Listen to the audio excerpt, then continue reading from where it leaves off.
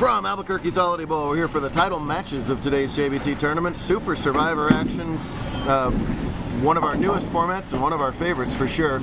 We got both title matches going on at once. Chris Brown and Mason Edmondson are the two remaining survivors in the scratch division. Chris looking for title number 5, while Mason's trying to win his 3rd tournament. Over here in the handicap division, 2 bowlers looking to win their very first career titles. Jacob Lang taking on Barrett Meigs. The total pinfall was finally dropped. We dropped that in the last round, so it's simply high game wins. Barrett is giving 3 pins a handicap, so he has to win the game by 3 to tie and 4 to win, and he's off to a good start as he leads by, oh gosh, about 20 through 4 frames, so he's made up that handicap difference and then some. This has been Jacob's lowest game brewing here by a mile. Oh, and a much better shot, leaves a solid 9. Jacob has not shot anything under 232 with handicap since game number 5 of the tournament. He has been on fire in the survivor rounds, but struggling right here early on. Barrett has 1 open through 4 frames and a tricky little 310 to shoot at. I hate the 310. It might as well be a 710. I can't make them. Cannot make them. I don't know why. It shouldn't be that hard. I can't make them. That's why I talk into this box every weekend and still run bowling tournaments. Oh, and Jacob misses another spare right there. See that ultra smooth no thumb release of Brown. Mason caught an early double, so Chris trails by 10 pins plus the count there if he can spare up the 3-6-10. Oh, and Barrett shows me how to do it. I don't care what side he makes it on. Chris switches to a ball that doesn't hook at all for his spare. Still bowls no thumb, but covers up that 3-6-10. 3-6-10 is much easier than the 3-10. You wouldn't think so, but I had no problem with that. The 3-10 is just devilish. Let's see if Lang can get on track here. He's been bowling so well prior to this game. Nope, still struggling. Opportunity for Meigs to jump all over it there after that split conversion. So, yes. This is it then? This is it. Crazy. So a battle of unique deliveries as Mason, one of the very few two-handed lefties. I was going to say, I've been watching it. It's good. And he is very, very good. From northern Texas. For a two-hander. For both of them, for not having their thumbs in the ball, they're really 2 very smooth deliveries. Some of these kids with the no thumb or the two-handed, I kind of question the whole game plan of it. Neither of these 2 I question at all. Is Chris one of the more smooth no-thumbers I've ever seen. Well, Mason definitely makes that lefty two-handed look good. Obviously a big fan of Belmonte, as he always wears the Belmonte shirt with his own signature on it. That's pretty darn cool, and he kind of looks like a mirror image of lefty Belmonte, very much so actually. Belmo, higher rev rate, but that crouching two-handed form is definitely there. Handicap's way ahead, so we're going to keep track of them here. Jacob has to get something going, and he will very happily take the Brooklyn, just fine with him. It is hard to get Jacob Lang to do anything. Just very poker-faced.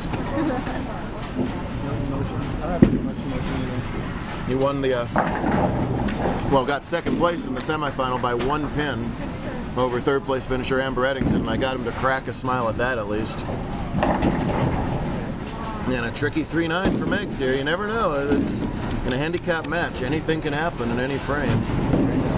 If he starts opening, Lang can come out of nowhere and string some strikes and make this a game again. Albuquerque, of course, the hometown of Mike Miller, the ultimate no-thumb bowler. Chris, very reminiscent of him, actually. And a 2-pin this time as he's yet to get comfortable on this pair. Tricky double wood for Meigs, and he's not going to cover it.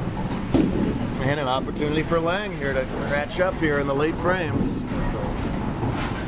Trails by 24, but a strike working. Again, getting 3 pins after that. Pulled on the Kegel Montreal pattern, very tricky pattern today. 132 down cut in the scratch division. That is extremely low. That's about a 175 average. And just a note, dropping 39 pins in game 5. It can. Lang unable to double there in the 10th is typical of first-time finalists in handicap. They can't contain themselves. They're bowling as soon as they have pins up. Chris covers up that 2-pin. Even even though a little bit older. They're bowling, bowling, bowling. Thank you, sir.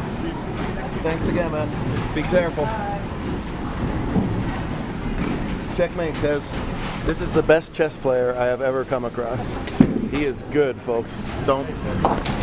Oh, and Lang misses that head pin combination. That might spell doom for him. Meigs goes hard and straight at the 6-10. He's going to make it. He's closing in on title number 1. I think Jeff needs to work on his chess game a little bit. Just tell everyone. Cortez informed me that I need to work on my chess game very, very directly. He kicked my butt. But Joe doesn't know what a castle is. He calls it a cast. So I didn't you're know. not bad. I didn't know you could castle out of check, so I'm not much better. Little chess talk for you here at Bowl JBT. Tez finally got on camera this week. Yeah, he was just desperate to get on camera, I think. Poor Jacob, I feel bad for him as he has bowled just phenomenal for many games in a row, and it's just not happening here in the title match for him. But Barrett's bowled great as well all day long. And it just continues for him right there. The wheels are falling off for Mr. Lang. Meanwhile, Brown keeps it clean with some more 9 spares, but Edmondson maintains that lead.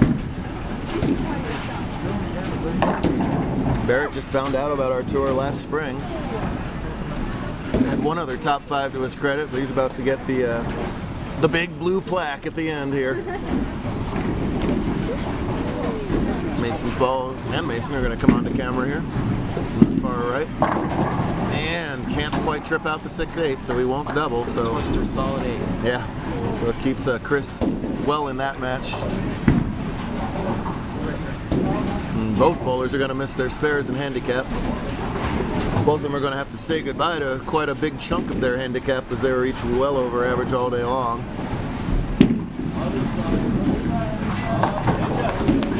Nice try, Jacob. You got to bowl what you earned. Jacob trying to pull a fast one there and get those scores switched. I'm on to you there.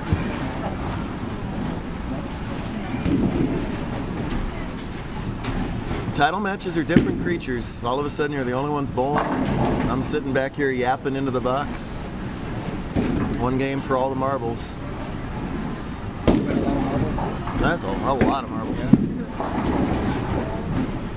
All the tea in China, all the wheat in Iowa, throwing it for the cheese. All the chili in New Mexico. All the green or red chili in New Mexico. Absolutely. Whoop. Came off the sand a little funny. He needed it to wheel. Oh, he got it to wheel. My goodness.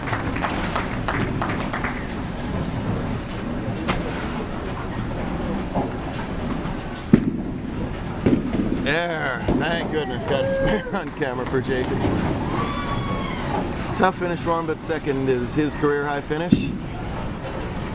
And it is party time in the Meigs household as they're taking home title number 1. This young lady had a heck of a day in handicap, cheering Chris on right now, and got bamboozled by the Super Survivor format. She was far and away the pinfall leader, Kelly, and had the low game one game, and that'll knock you out. Nice job all day from Jacob as well. Congrats to Barrett. We're going to focus on the second half of the stretch division title match in part 2. Make sure to watch.